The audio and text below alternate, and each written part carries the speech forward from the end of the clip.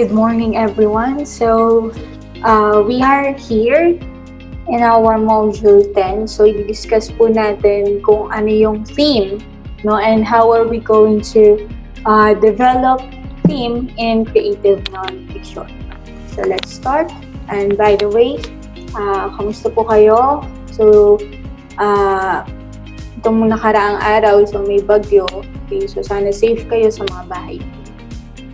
Okay, so there are misconceptions about literary theme. No, we are talking about misconceptions. So, ibig sabihin, ito yung mga maling idea regarding sa literary theme. So, let's talk about this and then itama natin yung mga mali na idea na karaniwang na-discuss natin with our previous teachers, no, maybe kasi nung college ako, no, may mga ideas about theme, pero nung nasa college na ako, when we are learning literature, no, may mga maling concepts pala, no, na i-share yung teacher ko before. So, itatama natin yung mga concepts na yun, no, maybe nasabi ko sa inyo yan. Okay, so the first one is, the theme is not the topic or the subject matter, okay? Because it is the idea explored in a literary work. So, the theme is not just a one word. It is a statement. So, for example, love. Akala nyo, yung love, theme na siya. Pero hindi siya theme, no? Hindi siya, yung topic and subject matter, they are not considered as theme. So,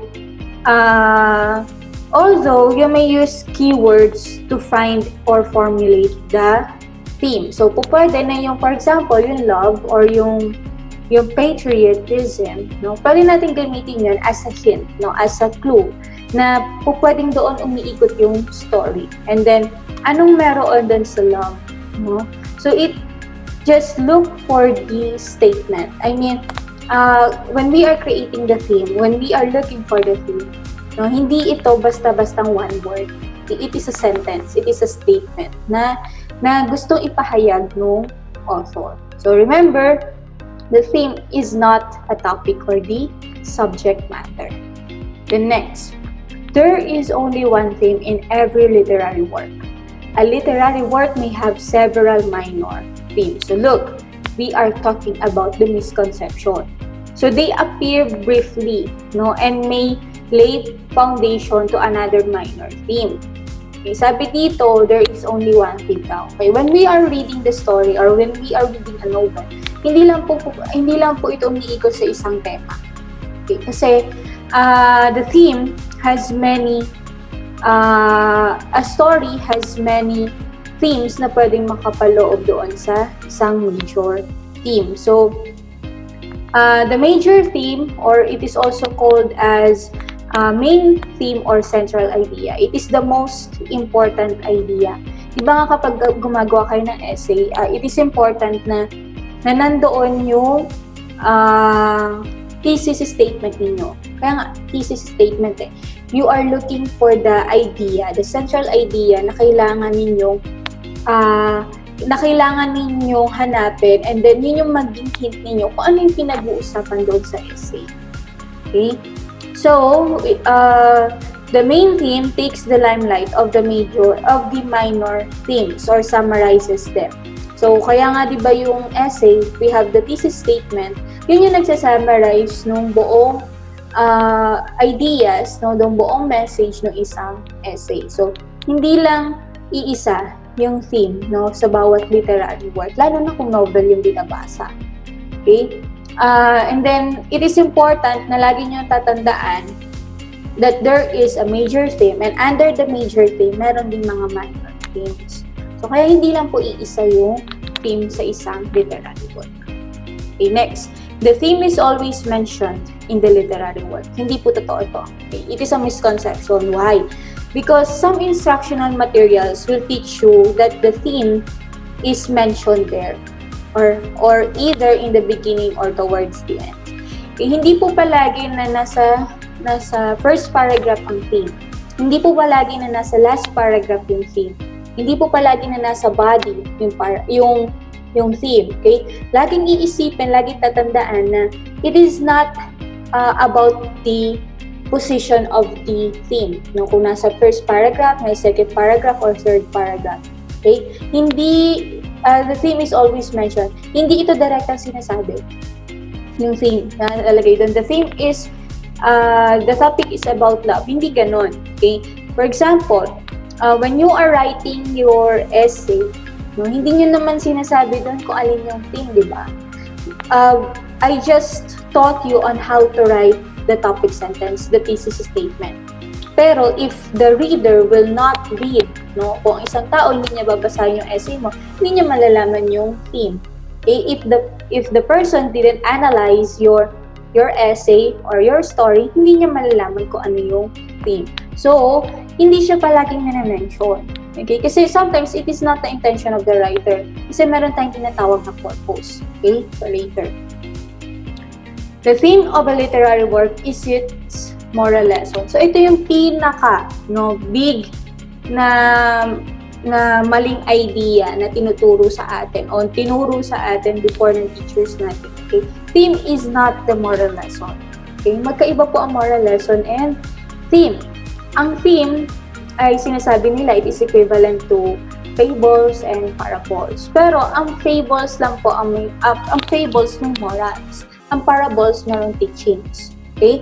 So the theme is not the moral of the literary work. So ibig sabihin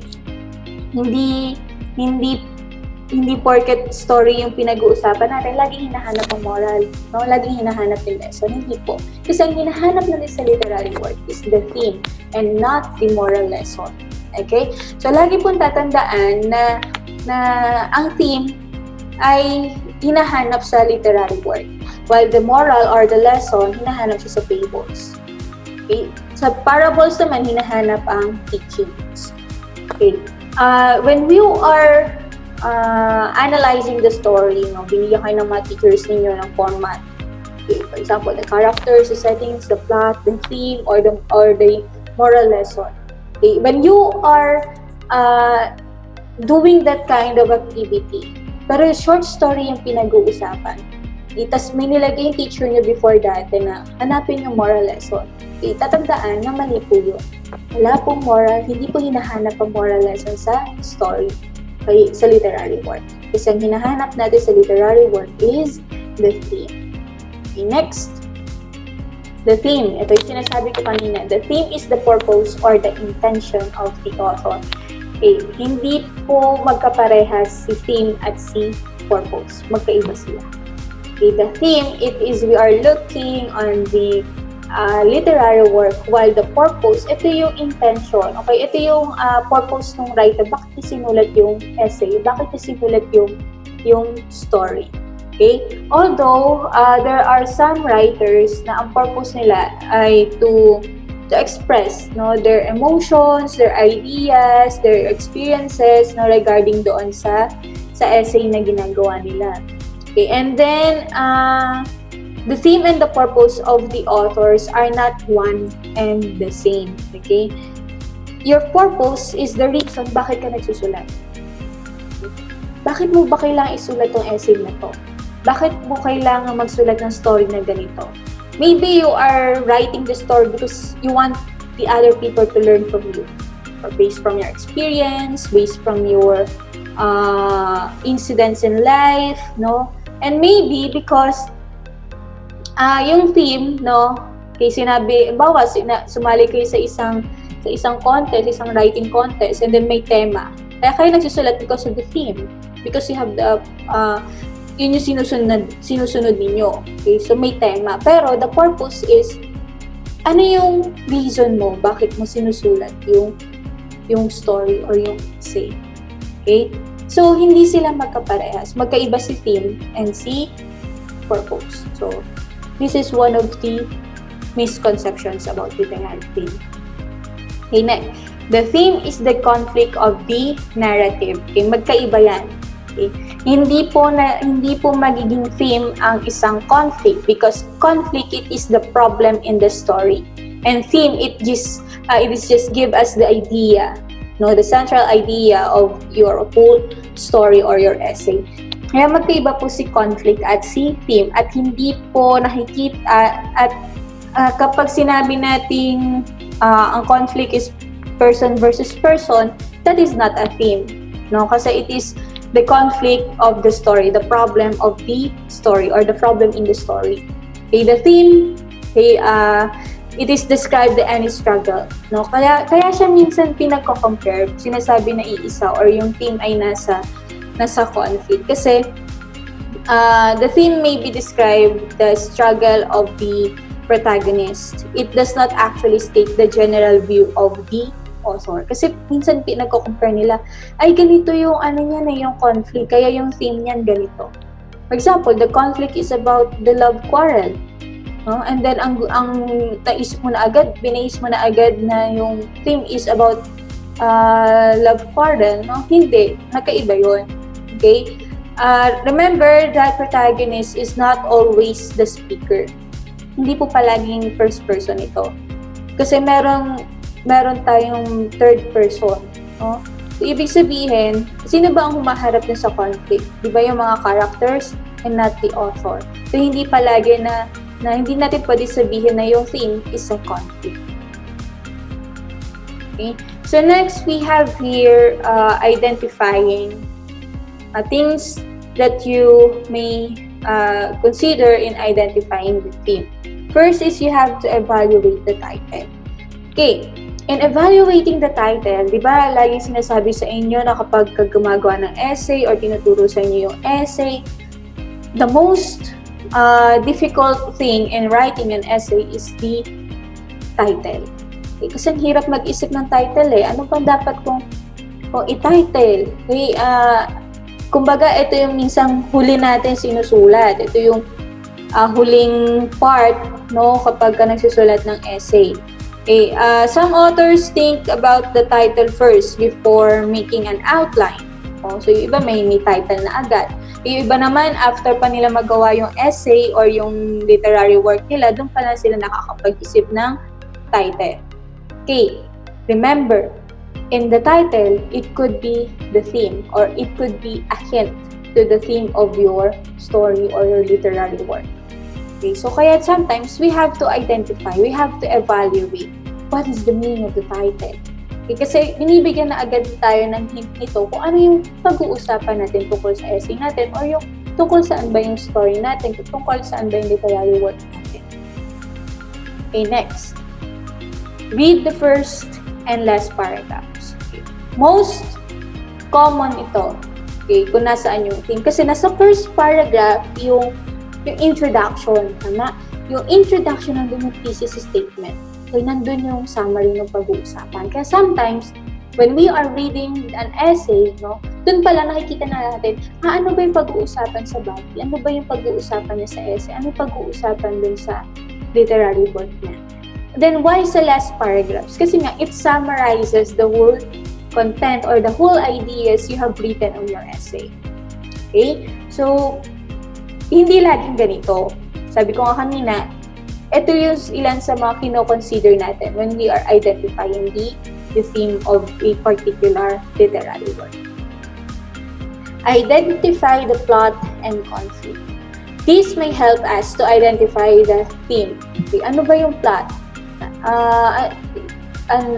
Paano nagsimula, no? Paano ipakilala yung mga characters, ano yung conflict, ano yung problem, paano na-solve ng main characters yung problem, and then paano yung nangyari at the end. No? So, dito, malalaman agad natin na the conflict of a narrative drives its structure. Meron tayong tinatawag na plot-driven, no? Na narrative, kung saan nakafocus yung story into the plot and not with the characters. So, si characters, sunod-sunod lang siya doon sa plot ng story. Okay? So, once na na-identify natin yung plot and conflict, no, it is a good hint, no, a good clue na pwede natin i-consider when we are identifying the theme. And next, identify the characterization. Yung characterization pertains to the character-driven narrative. So, ang focus naman dito is the character. Okay, anong kwento ni character? Anong kwento ni main character or ni protagonist? So, from that point, from that characterization, it may gives us a hint what would be the theme of the story. Identify the subject of the literary work. When we say subject, ito yung maybe a topic. Ito yung focus. Okay? It is not the main idea, but it is a single word that could lean doon sa main theme no story or an essay. So, for example, love, about family, tungkol saan yung story, sabihin tungkol to sa isang pamilya. Okay, so that is the subject. Okay, next. Identify the scene. So, in our previous discussions, we have discussed the scene setting. Sabi ko nga noon, it is important na ma-identify natin o ma-visualize natin ng tama yung setting. Kasi it gives us the theme of the story. Kasi karamihan yung theme nakabase din sa setting. So for example, sinabi ko before, anong nakikita sa Santa Maria, Bulacan? For example, if you are using Santa Maria, Bulacan as your setting, ano yung kilala doon? Okay? And then, for example, you are focusing on the chicharon, no? Kasi chicharon ang kilala sa Santa Maria. So, most of your setting, most of your scene ay nakatuon doon sa chicharon. For example, nagbebenta, gumagawa ng chicharon. So, it means it may lead us to the theme, of your literary work. So, it is important that we have to identify the scene. Okay, where does the scene happen? Okay, so yun yung setting na tinutukoy natin. Then look for patterns and symbols. So here we are looking for the minor themes, na magko-connect doon sa big theme natin or doon sa major theme natin. Okay, so you may formulate the main theme from what you may gather. So yung mga nakita nyo doon sa mga previous things na pwede natin magamit to identify the theme. So, gagamitin nyo yun and then look for the patterns and symbols. Nasaan kaya yung theme? Maybe in the first paragraph, or maybe in the last paragraph, or maybe in the plot, in the conflict, in the scene, in the setting. So, once you have gathered all the ideas or the concepts na nandoon sa isang literary work, then you may look for the repeating patterns and symbols, then you will create the theme or you will find out the theme of a particular literary works. Okay, so let's proceed to our module 11, which is understudy creative nonfiction. Okay, so we have here the 5 R's of creative nonfiction. First is the real life. Creative nonfiction has a real life aspect. Why? See, from the word nonfiction, we are talking about the real experiences, historical experiences. Kaya tinawag na real life. Kasi it is based on the personal essays, on your personal accounts, on your personal experiences. Maybe you could write a memoir. Okay? Although, pag sinabi natin real life aspect, it means you already experience that kind of thing, that kind of situation, that kind of event. Okay, kaya po, it is important na meron kayong real life aspect that you could share when you are writing your creative nonfiction essay. Okay, next. Creative nonfiction is based on the writer engaging in personal reflection. So this is number 2, reflection about what he or she is writing about. Okay. After gathering information, the writer needs to analyze and assess what he or she collected. Okay. He then must evaluate it and express his thoughts, views, opinions. Personal opinion is permissible and encouraged. Okay. Paano po ito? Okay. Based on your reflections, halimbawa, you may create a reflection sa buhay ninyo about sa pandemic. Ano yung personal experience mo na pwede mong bigyan ng thoughts, na pwede mong pwede mong i-align yung views, opinions, philosophical views, no, na kung saan makakatulong sa inyo to write a personal essay. Okay? Yung reflection, it means there is something in your heart na pwede nyo i-share, no, based doon sa personal experiences. Okay, next, creative nonfiction requires that the writer complete research. So this is number 3, research. Okay. For example, you're going to write an essay about your situation in pandemic. So you may use that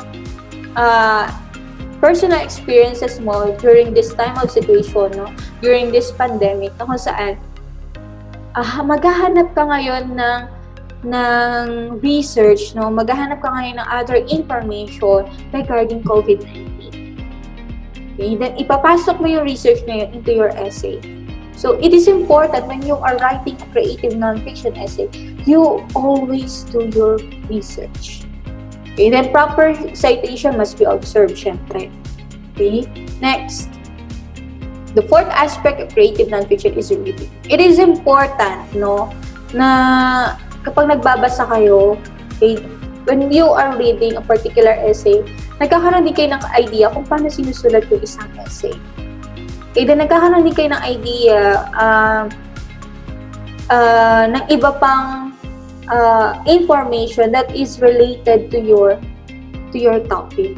So, kaya nga, di ba, dun sa pang-third, you are doing research. Then, after you do research, of course, you are reading your own research. Okay? It is important na nagbabasa ka din ng ibang literary work. The final is writing. Excuse me. So, writing, it is both an art and craft. Okay? Hindi ito basta-basta sinusulat lang, no? Actually, it is a skills, eh. It is a talent, no? Na mahirap talagang i-acquire if hindi mo siya pagtutuunan ng oras mo, no? So that's why the craft of creative nonfiction requires that the writer learn and deploy the style in writing, especially in creative nonfiction. It is a different style kasi yung boring na essay, yung boring na story, you know, na narrative, ginagawa mo siya makabuluhan, ginagawa mo siyang katulad ng isang fiction. Kaya tayo may tinatawag na creative nonfiction. But the essay must be all true or based on your experiences. So, I have here some guidelines in creating or in writing creative nonfiction. Actually, I have mentioned most of it during our previous discussion, no, with my previous recorded video lesson. So, of course, these guidelines are self-explanatory, no? Sabihin, kaya siya itindihin. Okay, so, the first one is you have to research. So, ito yung sinasabi ko kanina. Okay? Para mas malalong masuportahan yung essay mo, yung ideas mo, mag-research ka rin, no? I-research mo yung about sa topic na isusulat mo. Never invent or change facts. So, kasi nga, we are talking about nonfiction. So, hindi po pwede na invento mo lang yung mga pinagsusulat mo. So, kailangan tama at hindi mo papalitan, hindi dagdag bawas, no? Hindi chismis ang pinag-uusapan natin sa nonfiction. Provide accurate information. Of course, if you are going to not invent or change the facts, so you must provide accurate information. So that is one of the most important, no? For example, sinabi nung ganito isa, tapos pagdating sa'yo, iba na pala yung sinabi mo doon sa isa. It means you have to provide accurate information. If you are talking about data or you are talking about research writing, so dapat meron kang accurate information to support your opinion, support your views. Concrete evidence, siyempre, kung meron kang accurate information, you must provide the evidence to make it correct information. Hindi mawawala ito. Then, use humor to make an important point. Okay, humor, gagamitin lang natin to if necessary. Okay, so, hindi lahat ng essay ay may kailangan humor, lalo na kung serious yung paper mo, lalo na kung serious yung pinag-uusapan. Okay, but we are here in creative nonfiction, so we can use humor in figuratively. So we can use figures of speech para naman medyo may humor or may dating yung ating essay. Show the reader what happened. Don't tell them what happened. What are you going to do? You have to dramatize the story.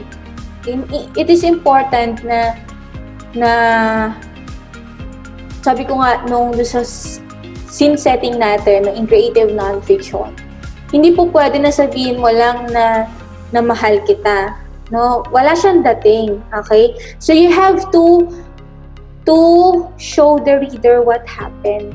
Hindi yung sasabihin mo lang mahal kita. Dapat maipakita o ma-justify mo, maipakita mo sa mga reader, ma-imagine nila kung ano yung word na mahal kita. Okay? Next, narrate the story. Pag sinabi natin narrate the story, it means a story has an inciting incident, no? It has goal, conflict, a setting, no? It means you are giving narration. Write about the interesting and extraordinary. Okay, write about personal experiences. Kasi, di ba nga, from the word chismis, bakit yung chismis ay napaka-interesting niyang pakinggan? Kasi, it is about personal experience eh. Base yan sa, pwedeng base yan sa totoong buhay or base yan sa experiences ng ibang tao. So, kaya siya interesting. So, ganun din yung gagawin ninyo when you are writing your creative nonfiction. Make sure that your essay is, you write it interesting and extraordinary. Organize information. So, we have discussed this, no, in our fiction lesson. It could be en media res, logical, chronological. Ayan.